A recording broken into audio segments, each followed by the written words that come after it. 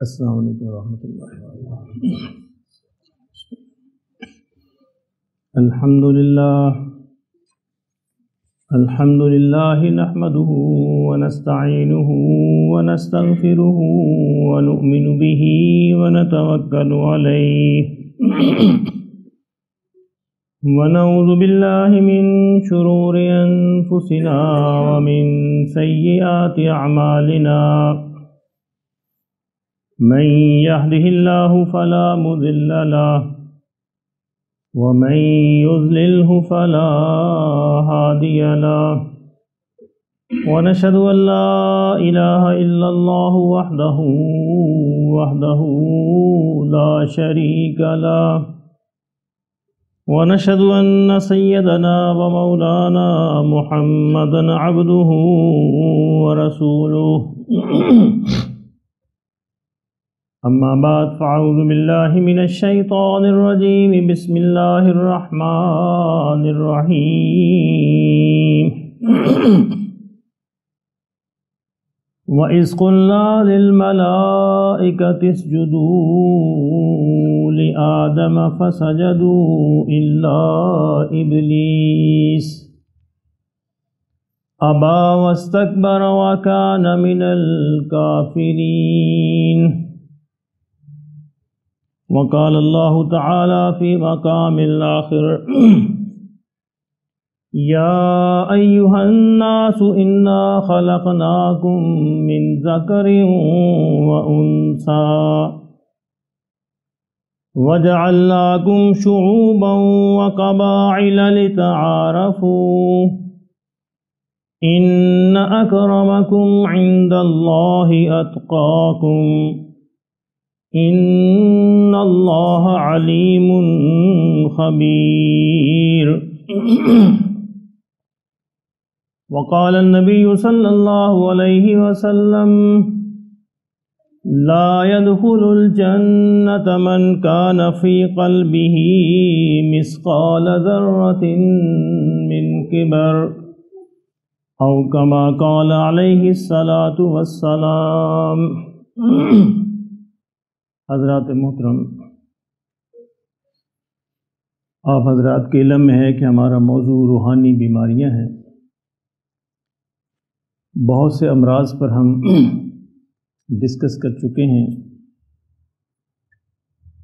ان روحانی امراض میں سب سے خطرناک مرض جو ہے اس کے بارے میں آج کچھ عرض کرنا ہے، اور وہ ہے تکبر، کبر،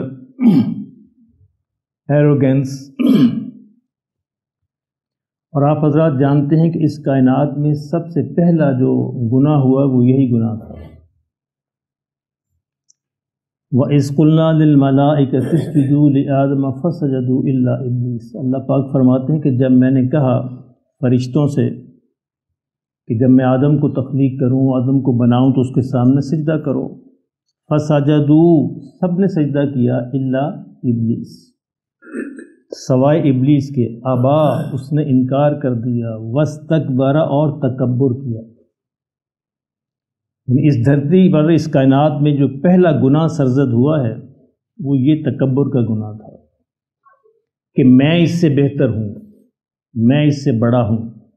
اللہ سے بحث کی کہ مجھے آپ نے آگ سے تخلیق کیا اور اس کو مٹی سے تخلیق کیا، میری تخلیق اس سے بہتر ہے۔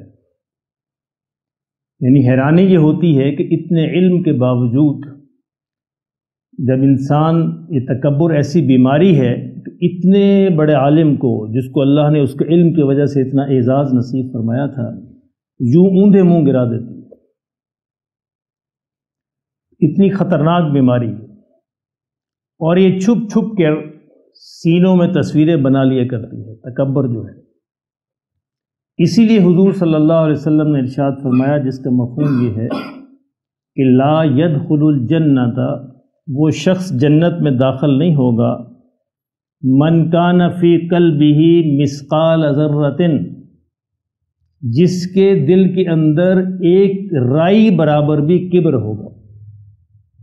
اب اندازہ لگا لیں، ہم سب اگر اپنے آپ کو جائزہ لیں تو کسی نہ کسی درجے میں ہم اس کے مریض ہیں۔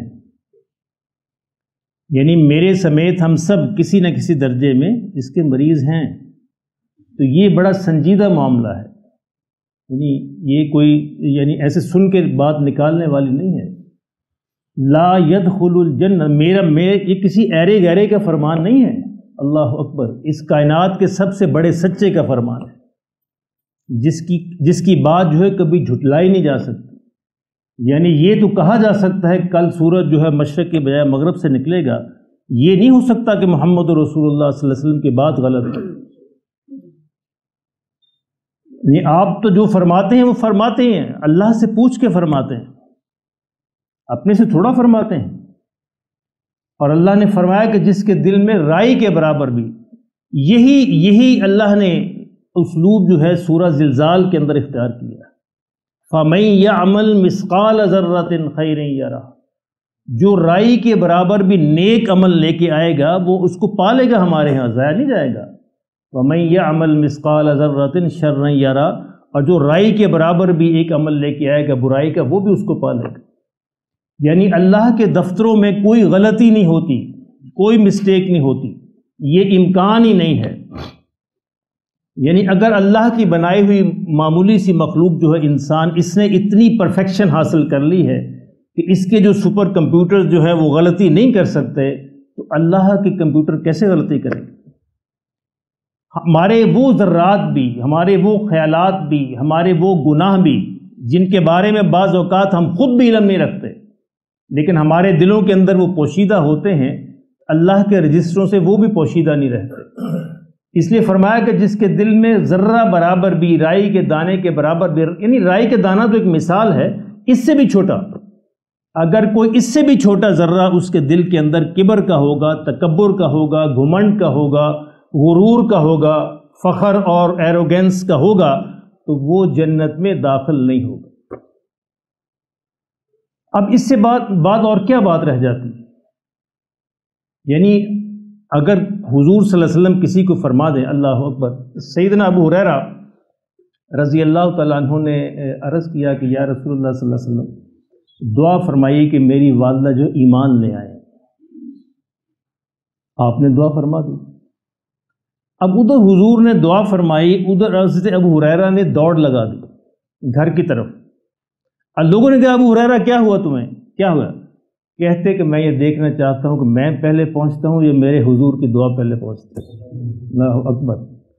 تو دعا تو حضور کی پہنچنی تھی، یعنی ابو ہریرہ کی دوڑ کی کیا حیثیت ہے؟ گھر گئے تو دیکھا تو دروازہ بند ہے. کھٹکھٹایا، اماں نے کہا کہ بیٹا ٹھہرو، میں غسل کر رہی ہوں، مجھے کلمہ پڑھنا ہے. یعنی دل تبدیل ہو چکا تھا اور کلمہ پڑھا، ایمان لے آئے. یعنی محمد کی بات صلی اللہ علیہ وسلم جب آپ فرماتے ہیں تو پھر اس طرح پتھر پہ لکیر ہوتی. عثمان ابن ابی طلحہ ان کے پاس کا یعنی محمد کی بات کیسے پوری ہوا کرتی؟ میں صرف یہ عرض کرنا چاہتا ہوں صلی اللہ علیہ وسلم، میرے ماں باپ آپ پہ قربان. حضرت عثمان ابن ابی طلحہ ایمان نہیں لائے تھے اور ان کے پاس کعبے کی چابیاں ہوا کرتی تھیں. یہ ایک منصب تھا، آج بھی یہ منصب ہے. یہ ایک منصب تھا کہ کعبے کے دروازے کی چابیاں ایک خاص خاندان کے پاس، ایک خاص شخص کے پاس ہوا کرتی تھی. اس زمانے میں یہ ان کے پاس تھی. عثمان بن ابی طلحہ ان کا نام تھا. حضور صلی اللہ علیہ وسلم نے کہا کہ عثمان، یہ وہ زمانہ تھا مکہ کا جب سخت ابتلا کا، آزمائش کا زمانہ تھا مسلمانوں کے لیے، کہ عثمان ذرا چابیاں دینا، میں کعبے میں نماز پڑھنا چاہتا ہوں. اس نے کہا نہیں، یہ تو نہیں ہو سکتا، تمہیں تو اجازت نہیں ہے. اللہ اکبر. میرے آقا نے فرمایا صلی اللہ علیہ وسلم، عثمان اس وقت تمہارا کیا حال ہوگا جب یہ چابیاں میرے پاس ہوں گی اور میں جسے چاہوں گا عطا کروں گا. اللہ اکبر. اسے کیا پتا کہ کون، یہ کس زبان سے یہ الفاظ ادا ہو رہے ہیں. عثمان نے کیا کہا؟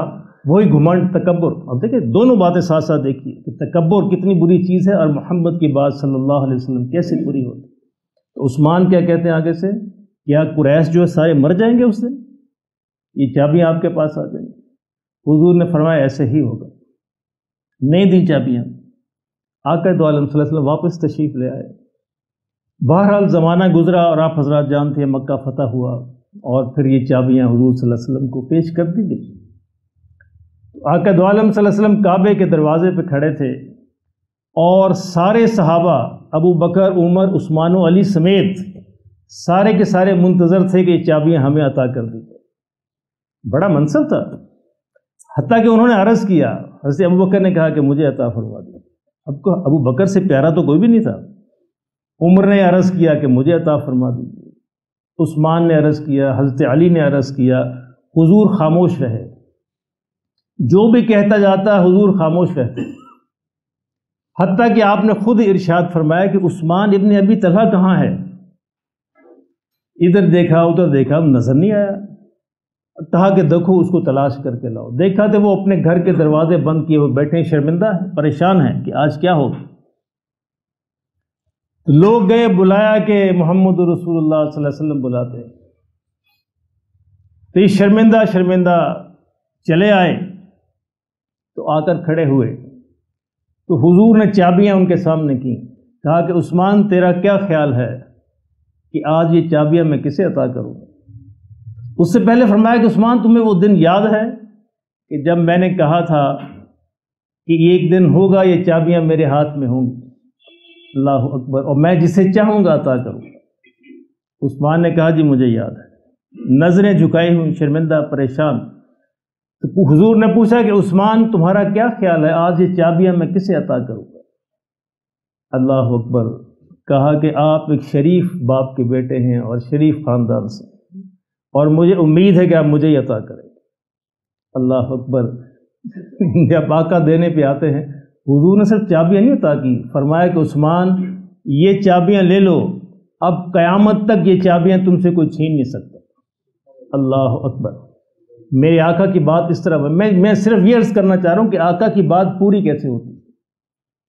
چابیاں عطا کر دی گئیں، اور اس کے بعد تب سے لے کے آج تک یہ عثمان کے خاندان کے اندر چلی آ رہی۔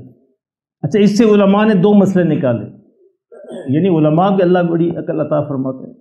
علماء نے فرمایا کہ سارے خاندانوں کی نسلیں ختم ہو سکتی ہیں، عثمان ابن طلحہ کی ختم نہیں ہوگی۔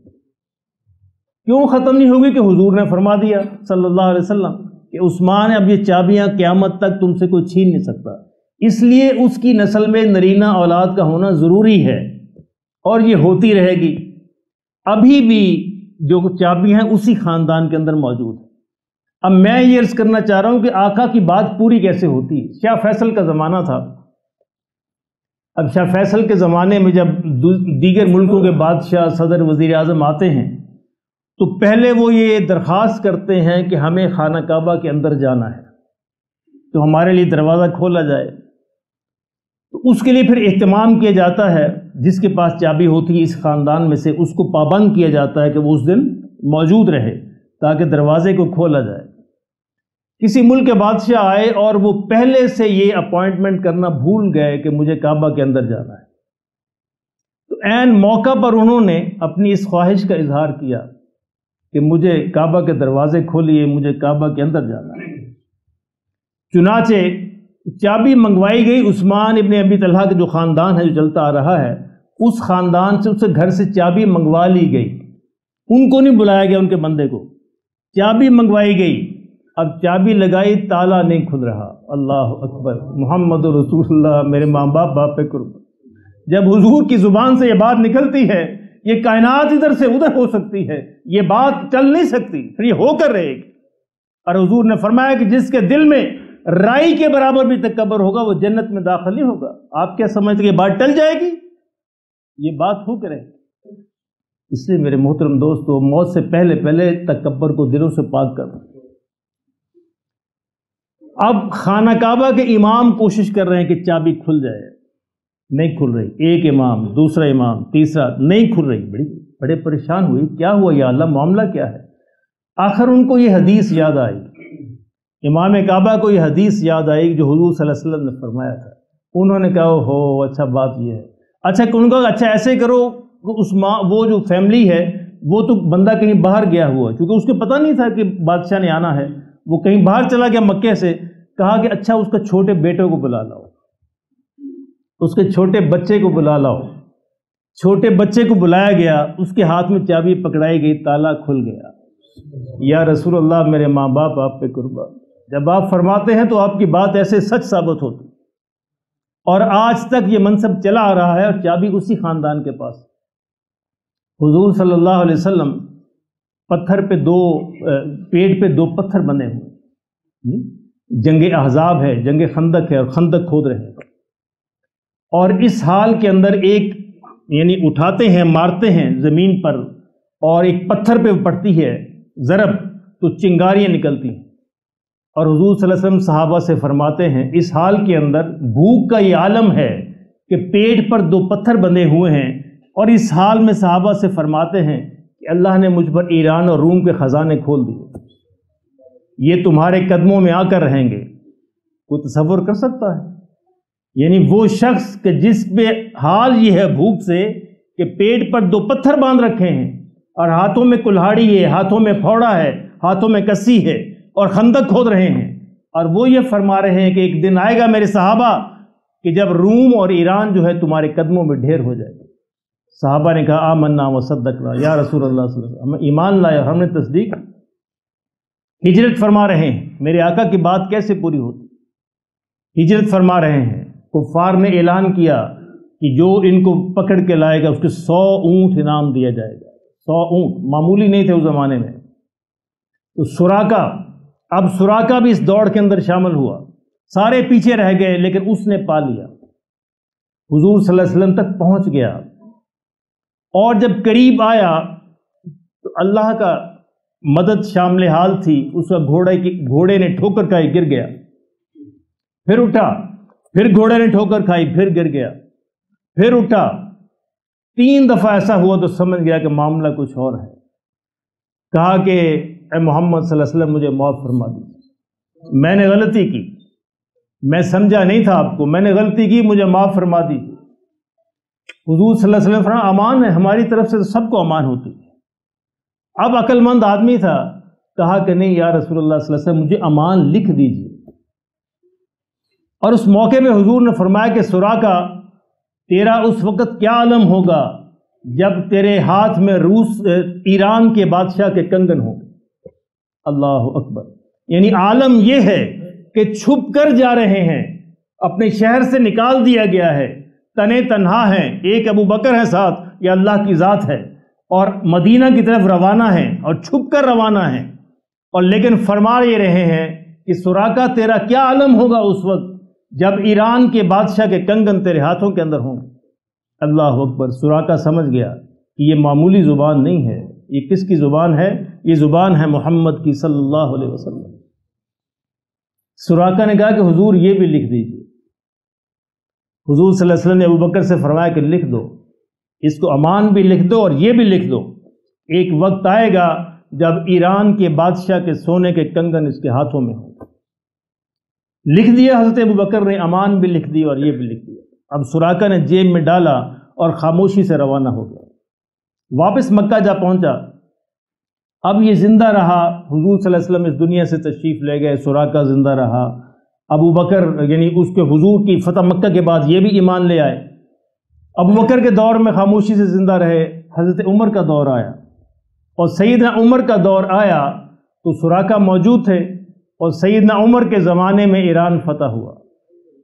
اللہ اکبر، جب ایران فتح ہوا تو مال غنیمت میں بادشاہ کے سارے زر و جواہر اور سارے زیورات اور کنگن سب کچھ لایا گیا، مسجد نبوی میں ڈھیر کر دیا گیا۔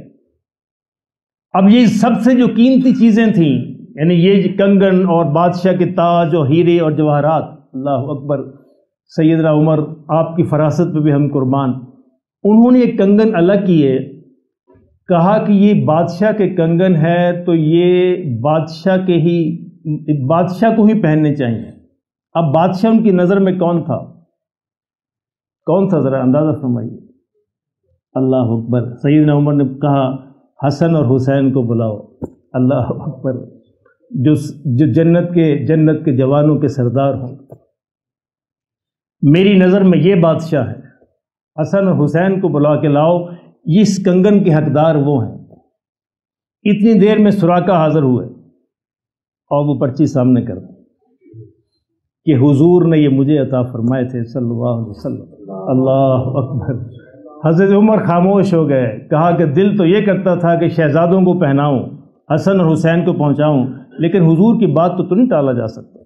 تو حضرت پھر اس وقت سراقہ کے ہاتھوں میں کنگن پہنائے گئے، یا رسول اللہ میرے ماں باپ آپ پہ قربان، آپ کی بات ایسے سچ ثابت ہوتی۔ کتنے سال بیت چکے تھے، جب محمد صلی اللہ علیہ وسلم فرما دیں میرے محترم دوستو، پھر بھی وہ بات ٹل نہیں سکتی۔ اور میں وہ حدیث کون سی پڑھی یاد ہے، بول تو نہیں گئے نا، کہ جس کے دل میں رائی کے برابر بھی تکبر ہوگا وہ جنت میں داخل نہیں ہوگا۔ تو آج جو مرض ہم ڈسکس کر رہے ہیں وہ تکبر۔ تکبر کے 3 درجے ہیں، اس پہ انشاءاللہ بات ہوگی تفصیل کے ساتھ۔ تکبر کا پہلا درجہ ہے، اس کو کہتے ہیں عجب۔ عجب مین خود پسندی، یعنی انسان اپنے گرد ہی گھومتا رہے، اپنا آپ ہی اس کو پسند آئے، اپنی ہی باتیں پسند آئے، کہے کہ میں ہی سب سے اچھا ہوں۔ یہ تکبر کا پہلا درجہ ہے، اس کو عجب کہتے ہیں۔ اور یہ ہر انسان اپنے آپ کو جان سکتا ہے۔ سیلف انالیسس، خود احتسابی اگر آپ کریں تو مشکل نہیں ہے پہچاننا۔ اگر ہر انسان جو ہے یہ دل اس کا چاہے بس میری ہی بات اچھی ہے، میرے ہی کپڑے اچھے ہیں، میری ہی شکل اچھی ہے، میرا ہی علم اچھا ہے، میرا ہی مال و دولت اچھا ہے، میرا ہی خاندان اچھا ہے، میرے ہی بچے اچھے، ہوتا ہے نا ایسے۔ اب جانچیں تو آپ کو اس طرح کے لوگ مل جائیں گے۔ اس کو کہتے ہیں عجب کی بیماری۔ وہ شخص تکبر کے پہلے درجے میں داخل ہو گیا ہے۔ اچھا، اس کا علاج بھی ممکن ہے۔ یہ پہلا درجہ جیسا ہوتا ہے نا، کینسر کے درجے ہوتے ہیں، پہلا درجہ، دوسرا درجہ، پھر یہ آخری درجہ آ گیا جی، اب کیموتھراپی ہو گئی، اب مریض بچے گا یا مر جائے گا، پھر نہیں ہو سکتا۔ تو عجب سے آگے پھر آتا ہے فخر۔ فخر میں یہ ہوتا ہے کہ وہ انسان پہ شیخی بگاڑنے لگتا ہے، کہنے بھی لگتا ہے۔ عجب کے اندر تو دلی کے اندر خیال ہوتا ہے کہ میں اچھا ہوں، میری چیزیں اچھی ہیں، میرا مال اچھا ہے، میری شکل اچھی ہے، میرا علم اچھا ہے، وغیرہ وغیرہ۔ لیکن جب فخر پہ آتا ہے تو وہ اس کو کہنے بھی لگتا ہے، کہنا بھی شروع کر دیتا ہے کہ میں اچھا ہوں، باقی سب سے اچھا ہوں، میری چیزیں اچھی ہیں، میرا علم، میری رائے سب سے اچھی ہے۔ اچھا، باقی چیزیں ہو نہ ہو، اس درجے میں تقریباً ہم سبھی برابر ہیں، اور ہم سبھی کہتے ہیں میری رائے بہتر ہے۔ ہوتا نا ایسے، یعنی 4 بندے مشورے کے اندر بیٹھے ہیں تو ہر بندہ چاہتا ہے میری بات مانے، کیونکہ وہ سمجھتا ہے کہ میری رائے بہتر ہے، میری رائے سب سے اچھی ہے، میری بات کیوں نہیں مانی گئی۔ یہ تکبر کا دوسرا درجہ ہے۔ پہلا درجہ عجب، دوسرا درجہ فخر، تیسرا درجہ پھر اصل تکبر ہے۔ اچھا، اصل تکبر میں کیا ہوتا ہے؟ ایک تو انسان اپنے آپ کو اچھا سمجھتا ہے باقی سب سے، اور دوسرے کو حقیر سمجھتا ہے۔ یہ بڑا خطرناک مرض ہے یہاں پہ، یعنی پہلے 2 درجوں میں انسان اپنے آپ کو اچھا سمجھتا ہے، ٹھیک ہے، اس کا علاج ہو جائے گا، یہ قابل علاج مرض ہے۔ دوسرے کو حقیر نہیں جانتا، لیکن تکبر میں اپنے کو اچھا بھی سمجھتا ہے اور دوسرے کو کمتر بھی جانتا ہے۔ یہ یہاں پہ خطرناک تیسرا درجہ شروع ہو گیا، جس کو تکبر اور گھمنڈ کہتے ہیں، ٹھیک ہے۔ اب یہ جو ہے یہ درجہ جس کے دل میں حضور نے فرمایا صلی اللہ علیہ وسلم رائی کے برابر بھی ہوگا، مثقال ذرۃ، سب سے چھوٹا ذرہ بھی ہوگا، وہ بھی جنت میں داخل نہیں ہوگا۔ اب اس کی نشانیاں کیا ہیں، اس کی علامات کیا ہیں، اور اس کا علاج کیا ہے، انشاءاللہ اگلی دفعہ بیان ہوگا۔ سنت ادا فرمائیے۔